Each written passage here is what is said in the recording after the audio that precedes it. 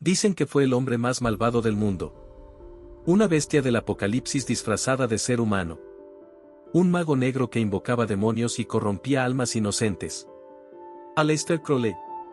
Solo nombrar ese nombre evoca imágenes de rituales oscuros, sociedades secretas y una rebeldía que desafiaba a Dios y a los hombres. Pero, ¿fue realmente así? ¿O estamos ante la historia de un genio incomprendido, un provocador adelantado a su tiempo, cuya leyenda fue inflada por la prensa sensacionalista y el miedo a lo desconocido?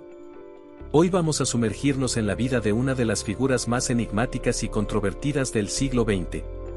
Y la respuesta a esa pregunta, si fue un genio o un emisario del mal, te aseguro, te sorprenderá. Edward Alexander Crowley nació en Inglaterra, en 1875, en el seno de una familia adinerada y estrictamente religiosa. Sus padres pertenecían a los Hermanos de Plymouth, una secta cristiana fundamentalista.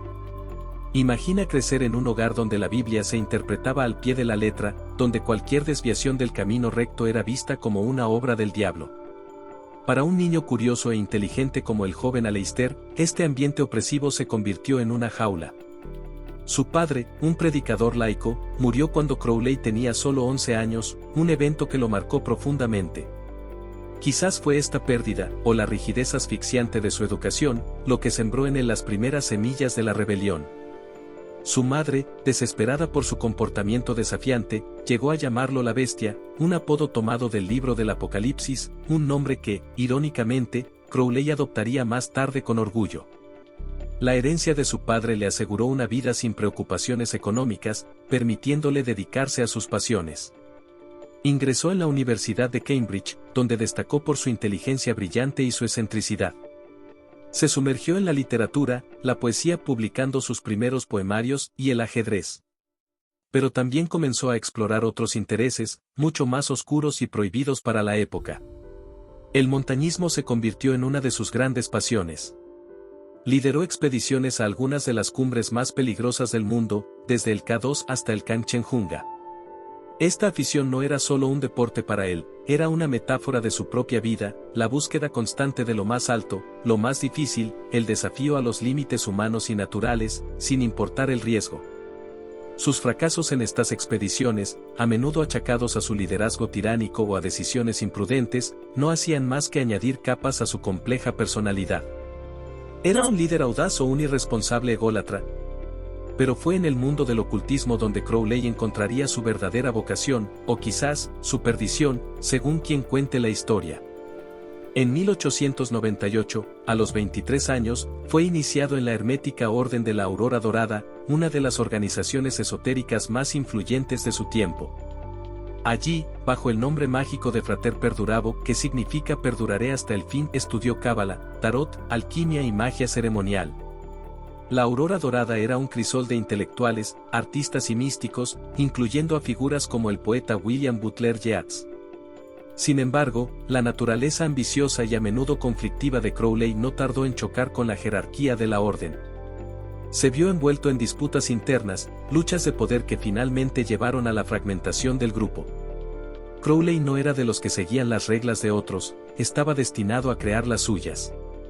El evento que definiría su vida y su legado ocurrió en El Cairo, en 1904. Durante un viaje con su primera esposa, Rose Kelly, Crowley afirmó haber entrado en contacto con una entidad preternatural llamada Aiwass. Durante 3 días consecutivos, del 8 al 10 de abril, Aiwass le dictó un texto que se convertiría en la piedra angular de su filosofía, el Liber Albel Legis, o el Libro de la Ley. Este breve pero denso libro proclamaba el advenimiento de una nueva era, el León de Horus, regida por una única y poderosa máxima: haz tu voluntad será toda la ley. Esta frase, tan simple y a la vez tan radical, ha sido interpretada de innumerables maneras. Para sus seguidores, era un llamado a la autorrealización, al descubrimiento y seguimiento del verdadero propósito individual en la vida, una liberación de las morales impuestas y las restricciones sociales. Para sus detractores, era una licencia para el egoísmo desenfrenado, la anarquía moral y la indulgencia en todos los vicios. El Libro de la Ley no solo le proporcionó una cosmología y una ética, sino también una misión: ser el profeta de esta nueva era. A partir de este momento, Crowley se dedicó con fervor a difundir las enseñanzas de Telema, la filosofía derivada del Libro de la Ley. Viajó incansablemente por el mundo, España, India, China, Estados Unidos, México. En cada lugar, practicaba su magia así, con una K al final, para diferenciarla de la magia de escenario o de las concepciones populares, realizaba rituales, escribía profusamente y buscaba adeptos. Fundó su propia orden mágica, la Astrum Argentum, AA, o Estrella de Plata, y más tarde se involucró con la Ordo Templi Orientis, OTO, una organización de origen alemán que incorporó Telema como su doctrina central, y de la cual Crowley llegaría a ser líder. Es aquí donde la línea entre el genio incomprendido y la figura siniestra comienza a difuminarse peligrosamente. Como poeta, Crowley poseía un talento innegable, aunque su estilo a menudo oscuro y simbólico no era para todos los gustos. Sus ensayos sobre esoterismo, filosofía y misticismo eran profundos y eruditos, demostrando una vasta cultura y una mente inquisitiva. Desafió las convenciones sociales y morales de la rígida sociedad victoriana y eduardiana, abogando por la libertad sexual, el uso de drogas para la expansión de la conciencia, en contextos rituales, y una visión del individuo como centro de su propio universo. Para algunos, era un liberador, un pensador que se atrevía a explorar los rincones prohibidos de la mente y el espíritu, un pionero de la contracultura que vendría décadas después. Veían en él a un hombre que simplemente buscaba la verdad, sin importar cuán heterodoxo o peligroso fuera el camino. Sus conocimientos sobre religiones comparadas, misticismo oriental y simbolismo eran enciclopédicos. Sus escritos, aunque a menudo deliberadamente oscuros o provocadores, contenían ideas que resonarían con movimientos posteriores. Desde la psicología de Jung hasta la generación Beat y la revolución psicodélica de los 60. Crowley se veía a sí mismo como un científico espiritual, un explorador de los límites de la conciencia. Experimentaba con estados alterados, con rituales que para la mayoría resultarían chocantes, todo en nombre de alcanzar una comprensión más profunda de la existencia y del potencial humano. Argumentaba que la moralidad convencional era una construcción social diseñada para reprimir la verdadera naturaleza del individuo. Su haz tu voluntad no significaba, según sus defensores, un haz lo que te dé la gana sin consecuencias, sino un descubre tu propósito más auténtico y dedícate a él con toda tu energía. Esta búsqueda de la verdadera voluntad era, para él, la tarea más sagrada. Pero, ¿cómo se manifestaba esta búsqueda en la práctica? Aquí es donde las historias se vuelven más turbias, donde los rumores y las acusaciones comienzan a pintar un retrato muy diferente. Se hablaba de rituales sexuales explícitos, del uso de sustancias controladas de formas que iban más allá de la simple experimentación, de una crueldad calculada hacia sus seguidores y amantes. La prensa de la época, siempre ávida de escándalos, encontró en Crowley un filón inagotable. Sus declaraciones provocadoras, su estilo de vida bohemio y sus abiertas críticas a la religión y la moralidad establecida lo convirtieron en el blanco perfecto. Lo tildaron de satanista, de enemigo público, de corruptor de la juventud. Y Crowley, lejos de rehuir esta notoriedad, a menudo parecía disfrutarla, incluso cultivarla. Jugaba con su imagen pública, adoptando posturas que sabía que escandalizarían, quizás creyendo que cualquier publicidad era buena publicidad, o quizás porque genuinamente se veía como un antagonista necesario para una sociedad hipócrita y estancada. ¿Era una estrategia calculada para difundir su mensaje, utilizando el escándalo como vehículo? ¿O había algo más oscuro en juego, una vanidad desmedida, un ego que se alimentaba de la infamia? Sus relaciones personales eran tumultuosas. Tuvo varias esposas y amantes, y muchos de sus seguidores acabaron desilusionados o incluso destruidos por su asociación con él. Se contaban historias de abusos psicológicos, de manipulación emocional, de exigencias extremas a quienes lo rodeaban. Aquellos que lo defendían argumentaban que Crowley simplemente ponía a prueba a sus discípulos, que los empujaba a sus límites para que pudieran trascenderlos. Pero para otros, estas eran las acciones de un megalómano, un hombre que utilizaba su carisma y su intelecto para controlar y explotar a los demás. La figura del genio incomprendido empezaba a mostrar grietas, revelando contornos que para muchos eran innegablemente siniestros. Su capacidad para atraer a personas inteligentes y creativas era notable, pero también lo era su aparente indiferencia hacia el daño que podía causar en sus vidas. ¿Era esta la manifestación de una voluntad superior, o simplemente la de un hombre profundamente egocéntrico? El debate ya estaba servido en su propia época, y continúa hasta nuestros días. La complejidad de su carácter desafía las etiquetas fáciles. No era simplemente un erudito, era un performer. No era solo un místico, era un provocador. Cada faceta de su vida parecía diseñada para desafiar, para cuestionar, para incomodar. Y mientras algunos veían en esto la marca de un pionero, otros solo percibían la sombra de algo mucho más perturbador que comenzaba a tomar forma. Una sombra que lo perseguiría más allá de su muerte y que definiría su lugar en la historia popular, un lugar que exploraremos a fondo, porque la historia de Aleister Crowley apenas ha comenzado a revelar sus secretos más impactantes. La pregunta sigue en el aire, ¿estamos ante un adelantado a su tiempo, o frente a alguien que coqueteaba con fuerzas que ni él mismo comprendía del todo?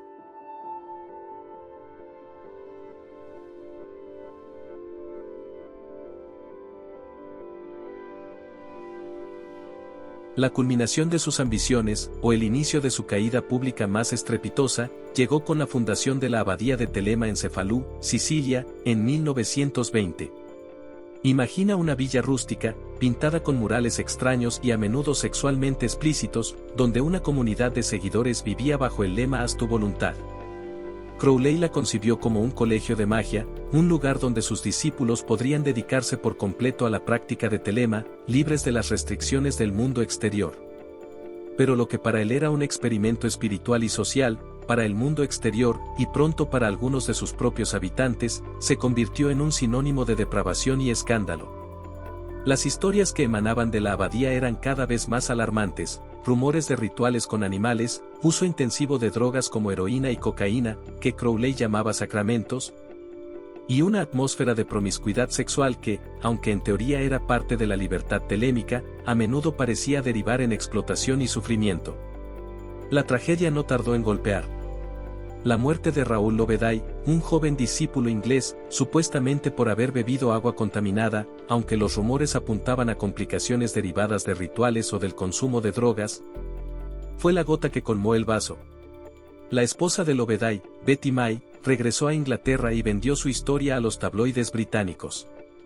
Los titulares eran incendiarios: el hombre que queremos colgar, bacanal de drogas en Sicilia, rey del vicio.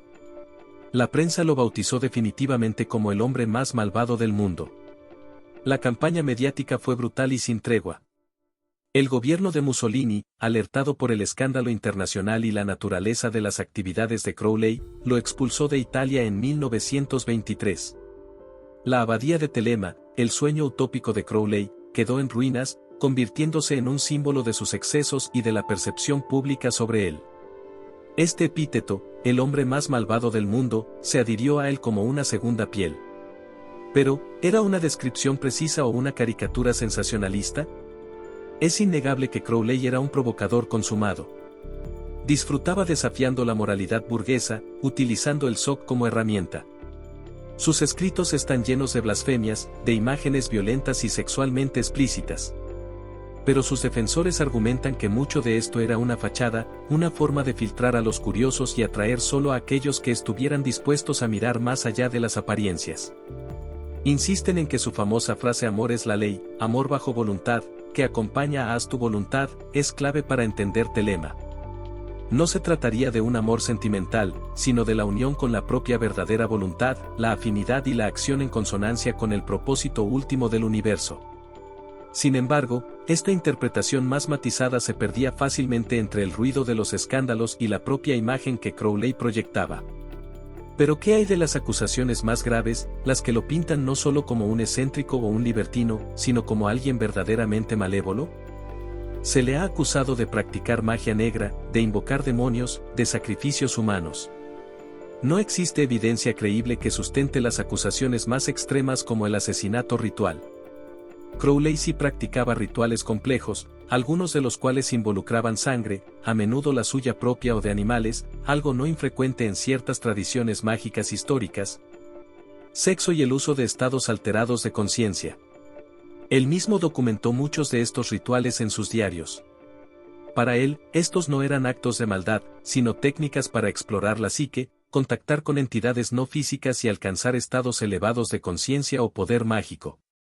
Es crucial entender que su concepción de demonios o ángeles no siempre se alineaba con la judeocristiana, a menudo se refería a fuerzas psicológicas o aspectos del subconsciente.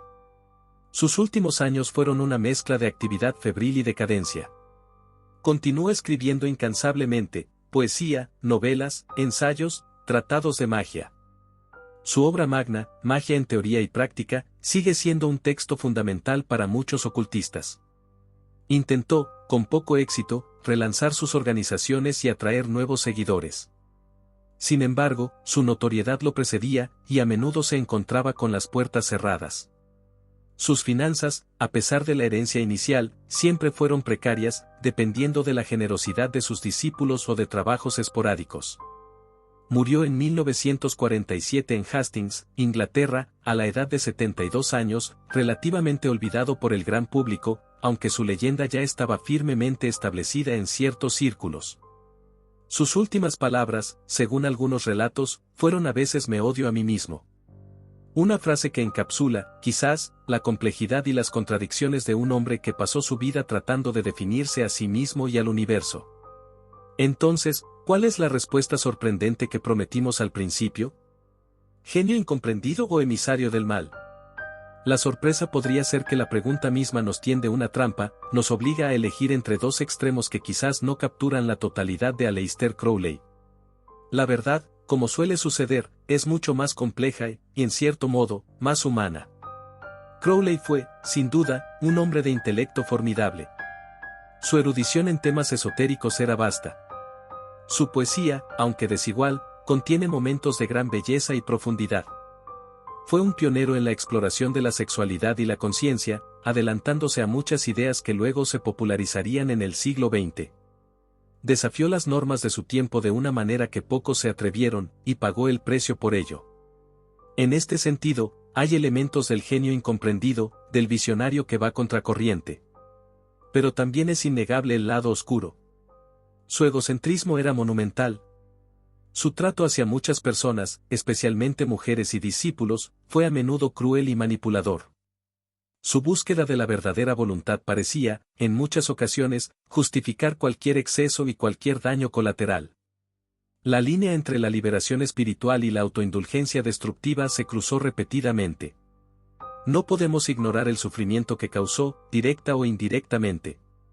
La etiqueta de emisario del mal es, por supuesto, una hipérbole sensacionalista. Crowley no era un demonio de cuentos de hadas. Pero sí fue un hombre que coqueteó con las sombras, tanto las suyas propias como las del inconsciente colectivo, y a veces pareció disfrutar demasiado del miedo y la repulsión que provocaba. Quizás la sorpresa más grande es cómo Aleister Crowley se convirtió en un lienzo en blanco sobre el cual la sociedad proyectó sus miedos y sus fascinaciones más profundas. Él mismo contribuyó enormemente a la creación de su propio mito. Era un maestro de la autopromoción, un showman que entendía el poder de la imagen y del escándalo. Sabía cómo provocar, cómo manipular la percepción pública. En cierto modo, el hombre más malvado del mundo fue su creación más exitosa, una identidad que le aseguró una inmortalidad infame. ¿Cuánto de lo que creemos saber de él es la verdad objetiva y cuánto es parte de la leyenda que él mismo ayudó a tejer? Su legado es innegable y sorprendentemente amplio. Influyó en artistas, escritores y músicos, desde los Beatles, aparece en la portada del álbum Sgt. Pepper's Lonely Hearts Club Band, hasta Led Zeppelin. El guitarrista Jimmy Page era un conocido coleccionista de objetos de Crowley y llegó a comprar su casa en el lago Ness. Figuras de la contracultura, del movimiento Wicca moderno, y de diversas corrientes del ocultismo contemporáneo lo citan como una influencia fundamental. Sus ideas sobre la libertad individual y la autorrealización, despojadas de la parafernalia más escandalosa, resuenan aún hoy. La respuesta, entonces, no es simple. Aleister Crowley no fue ni un santo ni un demonio encarnado. Fue un ser humano complejo, brillante, problemático, carismático y destructivo, a menudo todo al mismo tiempo. Un producto de su época y, a la vez, un rebelde contra ella. Un hombre que buscó la divinidad dentro de sí mismo y animó a otros a hacer lo mismo, aunque los métodos fueran extremos y los resultados, a menudo, catastróficos. La sorpresa final es que, al examinar su vida, no encontramos tanto al hombre más malvado del mundo como a un espejo de nuestras propias fascinaciones por lo prohibido, lo extremo y lo trascendente. Su historia nos obliga a cuestionar la naturaleza del bien y del mal, del genio y la locura, y el poder duradero de un mito bien contado. Quizás la verdadera maldad no estaba tanto en sus rituales como en la arrogancia de creerse por encima de las consecuencias de sus actos, y el verdadero genio en su capacidad para hacer que el mundo entero se preguntara, y se siga preguntando, ¿quién demonios fue realmente Aleister Crowley? Y esa pregunta, esa duda persistente, es quizás su legado más perdurable y, sí, sorprendente. Y esa es la compleja y fascinante historia de Aleister Crowley. ¿Qué piensas tú? ¿Genio, loco, villano, o una mezcla de todo? Déjame tu opinión en los comentarios, me encantaría leerla. Si este viaje a través de uno de los personajes más enigmáticos de la historia te ha parecido interesante y quieres más contenido así, no olvides darle me gusta a este video, y lo más importante, suscríbete al canal y activa la campanita para no perderte nuestras próximas investigaciones. Nos vemos en el próximo video.